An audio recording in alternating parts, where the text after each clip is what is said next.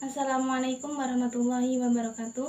Kami dari kelompok 10 akan mempresentasikan hasil kerja kelompok kami dengan judul Kekuasaan dan Politik dalam Organisasi. Pengertian kekuasaan yaitu gagasan politik yang berkisar dalam sejumlah karakteristik. Sedangkan politik sendiri yaitu proses pembentukan dan pembagian kekuasaan yang antara lain berwujud proses pembuatan keputusan. Jadi, kekuasaan dan politik dalam organisasi dapat diartikan sebagai cara seseorang yang memiliki wewenang dalam membuat keputusan untuk menjalankan sesuatu yang ia rencanakan. Dan kekuasaan itu sumbernya ada dua, yaitu kekuasaan dalam berkedudukan dan kekuasaan individu. Taktik kekuasaan adalah cara individu menerjemahkan landasan kekuasaan ke dalam tindakan-tindakan tertentu. Penelitian telah mengidentifikasi 9 macam taktik pengaruh, yaitu yang pertama, legitimasi. Mengandalkan posisi kewenangan seseorang atau menekankan bahwa sebuah permintaan selaras dengan kebijakan atau ketentuan dalam organisasi. Yang kedua, persuasi rasional, yaitu menyajikan argumen-argumen yang logis dan berbagai bukti faktual untuk memperlihatkan bahwa sebuah permintaan itu masuk akal. Yang ketiga, seruan inspirasional, yaitu mengembangkan komitmen emosional dengan cara menyuruhkan nilai-nilai, kebutuhan, harapan, dan aspirasi sebuah sasaran. Yang keempat, konsultasi, yaitu meningkatkan motivasi dan dukungan dari pihak yang menjadi sasaran dengan cara melibatkannya dalam memutuskan bagaimana rencana atau perubahan akan dijalankan.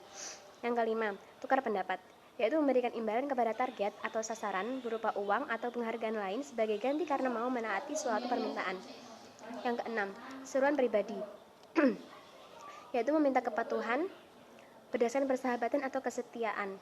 Yang ketujuh, menyenangkan orang lain, dengan cara menggunakan rayuan, pujian, atau perilaku bersahabat sebelum membuat permintaan. Yang kedelapan, tekanan, yaitu dengan cara menggunakan peringatan, tuntutan tegas, dan ancaman. Yang kesembilan, yang terakhir adalah koalisi, yaitu meminta bantuan orang lain untuk membujuk sasaran atau target, atau menggunakan dukungan orang lain sebagai alasan agar si sasaran setuju. Untuk materi ketiga yaitu perilaku politik dalam organisasi. Perilaku politik merupakan kegiatan yang tidak dipandang sebagai bagian dari peran formal seseorang di dalam organisasi, tetapi yang mengaruhi atau berusaha mengaruhi distribusi keuntungan dan kerugian di dalam organisasi. Perilaku itu mensyaratkan suatu upaya untuk menggunakan landasan kekuasaan seseorang.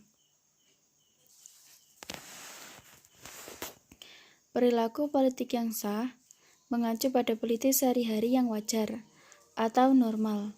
Misalnya, menyampaikan keluhan kepada penyelia, memotong rantai komando, membangun koalisi, dan menjalin hubungan keluar organisasi melalui kegiatan profesi. Sedangkan perilaku politik yang tidak sah merupakan perilaku politik yang menyimpang dari aturan main yang telah ditentukan. Kegiatan yang tidak sah tersebut meliputi sabotase, melaporkan kesalahan, dan protes-protes simbolis seperti mengenakan pakaian nyeleneh atau bros tanda protes, dan beberapa karyawan yang secara serentak berpura-pura sakit agar tidak masuk kerja. Mungkin sekian presentasi dari kelompok kami, kurang lebihnya kami mohon maaf.